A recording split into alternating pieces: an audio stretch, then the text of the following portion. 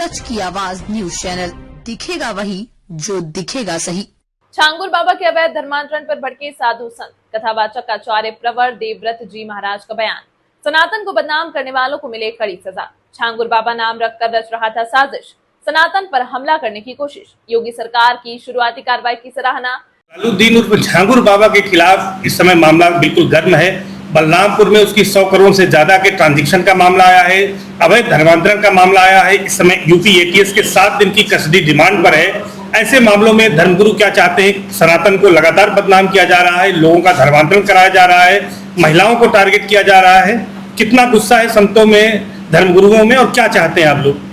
देखिए, संतों में बहुत बड़ा आक्रोश है। पहले तो मैं चाहता हूं कि जलालुद्दीन उर्फ छांगुर बाबा, जो ये मुस्लिम धर्म का होते हुए भी हिंदू धर्म का नाम रख करके और लोगों को गलतफहमी में रख करके महिलाओं का धर्मांतरण करवा रहा है, मैं चाहता हूं कि ऐसे लोगों पर ही नहीं, उनके साथ जुड़े हुए जितने लोग हैं उन पर ऐसी कार्रवाई की जाए, ऐसा उनको दंड दिया जाए और शीघ्रातिशीघ्र।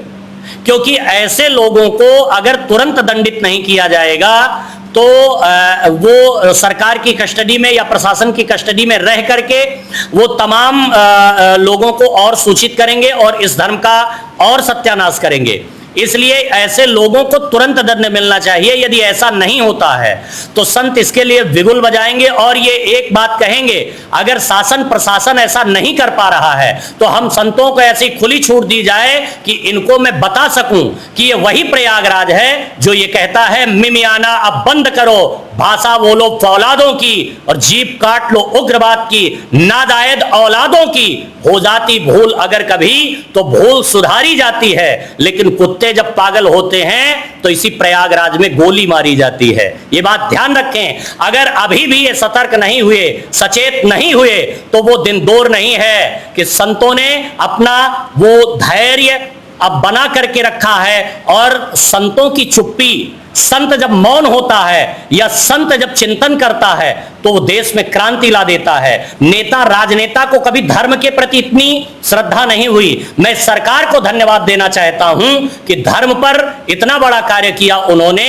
मैं एक निवेदन करना चाहता हूं कि सरकार ऐसे लोगों पर सख्त से सख्त कार्रवाई करे। और जैसे नाम वाली बात है, नाम यदि वो जिस धर्म का है, मैं किसी धर्म का विरोधी नहीं हूं, लेकिन भारत में रह करके, भारत का नमक खा करके और भारत से गद्दारी करें तो ऐसे लोगों को उनकी जीभ काट करके, उनका हाथ काट करके और उनके गर्दन चौराहे पर काट करके उनको दंड देना चाहिए कि जैसे उनकी आने वाली पीढ़ियां याद करें, उनके नाती पोते याद करें कि ऐसा दुस्साहस कभी वो न कर सके। किस तरह से जो है कोटेश्वर सावन के महीने में भगवान शिव का, ये भोले शंकर का पवित्र महीना कहा जाता है और यहाँ पर भागवत कथा का आयोजन होने जा रहा है, और क्या उद्देश्य है? इस कथा का मुख्य उद्देश्य है युवाओं में नई ऊर्जा का संचार, और यहाँ तमाम दूर दूर से लोग आकर के अपने कैरियर को, अपने जीवन को बनाने का एक लक्ष्य लेकर के आते हैं। उनके माता पिता बड़े भाव से अपने मेहनत की कमाई को दे करके यहाँ भेजते हैं। इस कथा से आध्यात्मिक ऊर्जा का बल मिलता है और सामाजिक ऊर्जा का बल मिलता है और अपने सपनों को दृढ़ विश्वास के साथ पूरा करने का एक मनोबल मिलता है। और भगवान शिव के साथ इस कथा का श्रवण करने का विशेष अनंत गुना पुण्य है, जिसका शास्त्रों में भी वर्णन आता है, अनंतम शिव सन्निधौ। अच्छा, कोटेश्वर महादेव के बारे में बताएं कि क्या है यहाँ पर और किस तरह से किसने स्थापना की, कितना पौराणिक प्राचीन है? ये त्रेता युग में भगवान श्री राम के द्वारा स्थापित शिवलिंग है।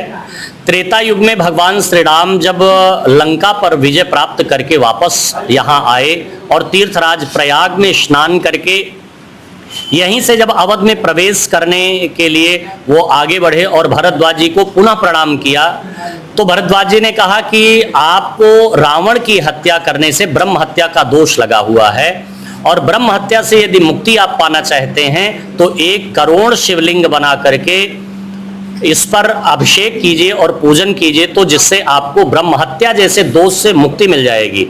तो भगवान श्री राम ने 1 करोड़ शिवलिंग की स्थापना की और वहां पर उन्होंने पूजन किया। तो जितनी दूर में उन्होंने 1 करोड़ शिवलिंग की स्थापना की, उस एरिया का नाम शिवकोटि पड़ा।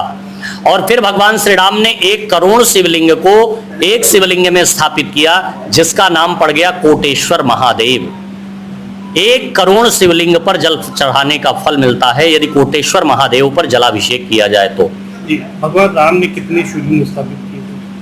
भगवान श्री राम ने 1 करोड़ शिवलिंग की स्थापना की है और अपने हाथों से उन्होंने जो आज भी प्रसिद्ध हैं रामेश्वरम और कोटेश्वर महादेव, 2 शिवलिंग।